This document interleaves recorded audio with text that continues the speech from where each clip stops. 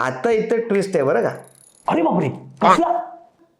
त्या काकांनी मला एक सल्ला दिला की तू आता मोठा झालायस, तू क्रिकेट खेळ. आणि मग मी टेनिस क्रिकेट खेळायला सुरुवात केली. तुम्हाला सांगतो, मी तब्बल 5 वर्ष लोकल ग्राउंड आपलं गाजवलं. मी रणजीत खेळलो. काय सांगताय, तुम्ही रणजीत खेळता? नाही हो, मी पणजीत खेळलो. माझी आजी राहते ना तिकडे. अच्छा अच्छा, आजोळ पणजीत आहे का? नाही, माझे बाबा लहान असताना माझी आजी आजोबांवरती रागावून गेली. शोधली पण नाही सापडली.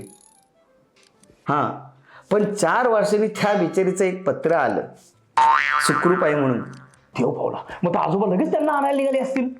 नाही गेले ते म्हणाले सुखरूप आहे ना, मग कशाला आणायला जायचं.